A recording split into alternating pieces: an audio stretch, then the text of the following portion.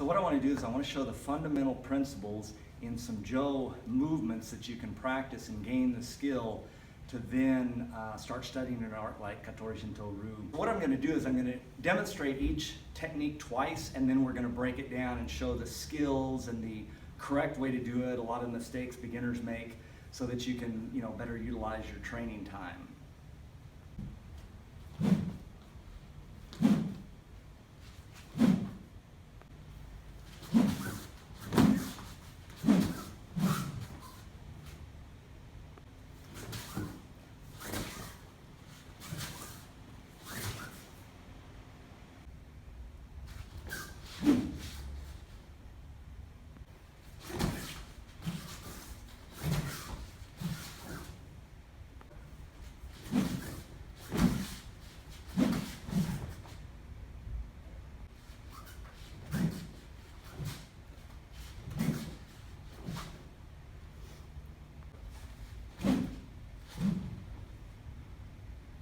Okay, so what I'm going to do is I'm going to start with the most common mistakes people make as beginners and work up to where you're getting higher skill level and what you need to be how you need to be progressing.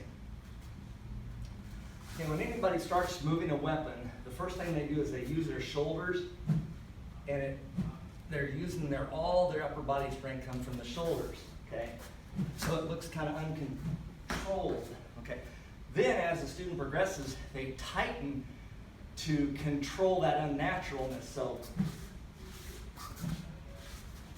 looks like this. It's controlled. You can't really tell, but it's controlled. Now, the next thing you want to progress into is to where you're moving the weapon from the hips. Okay, so there you have to move the weapon from the hip movement. And that's really easy to do if you just stand here and swing your arms.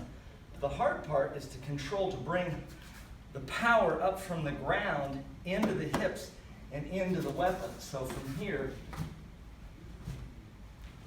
so you're bringing the ground energy up into the weapon, okay?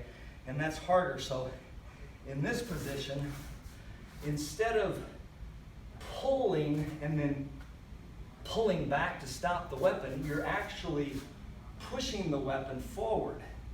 So in the old style, they say let the key go out the end of the weapon, okay?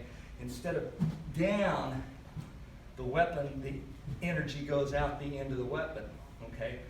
So what you want to do is you want to bring your hip forward and stop the weapon using your hips. Now how do you start doing that? Well, first you start squeezing. So see how the squeezing makes the weapon go? So instead of this big muscle pulling it's just a little bit of motion here, out, and then this extends to stop motion. So really, it's kind of like a choo-choo train. You're putting round motion here into round motion here. So this moves your weapon. Okay. So then you get to where you can push your energy forward into the weapon, and then the energy is always going out the end of the weapon instead of having to control it like this. So slowly I'm going to go through each movement and show you how to correctly do this. So the easiest movement to start out with is I'm pushing my hip from my back foot into this elbow, and I'm dropping at the same time. So I'm not going up like this. I'm dropping from the hip, pushing through the weapon.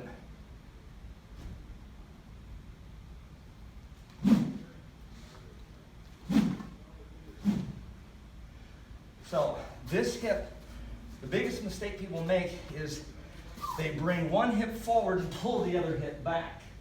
Okay, like this.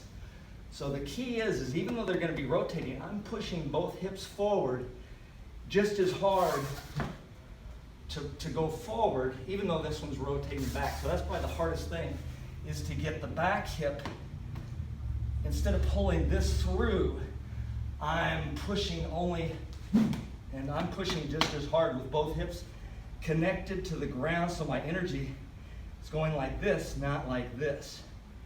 Okay?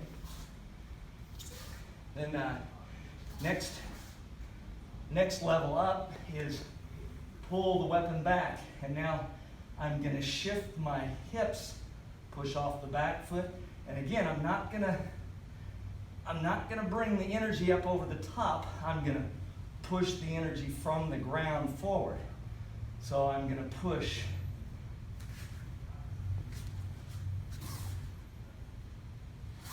See, my body is swinging the weapon. My hips are swinging the weapon, not my arm. You don't want to, you swing it, but you have no control. So here, so I can stop it. See, right before it hits me, I can stop it if the energy is going out the end of the weapon. So again, let your ki flow out the end of the weapon instead of the, this direction. Okay, and the next one is a little bit harder. So here, I'm going to put this hip forward. So as my hip turns and goes, I'm not going to pull the weapon. I'm not going to try to pull the weapon. I'm going to push the weapon always forward.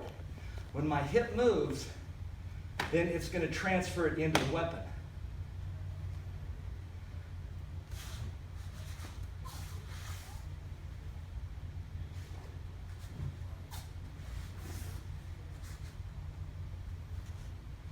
Again, I'm driving from the back leg. So here, 1, 2, I'm driving from the back leg. My upper body's relaxed and just presenting forward. So my upper body relaxes, I'm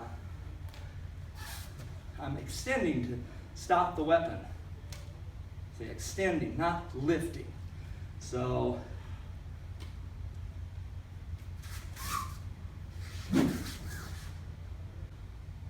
now, as my hips come forward, my hands turn about the weapon and pulls back. So here, hands are going to turn.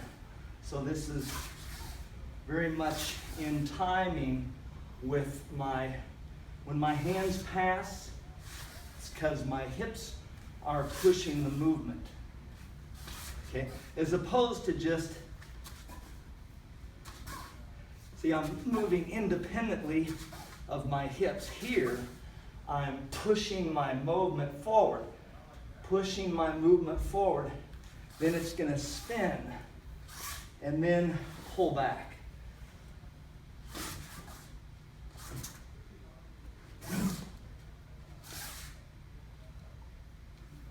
The keys to moving a weapon efficiently in Katori Shinto-ryu, or really any weapon art, is 3 principles. Number 1 is bringing the energy from the ground through the hips into the weapon. So you're bringing that into the weapon to move the weapon.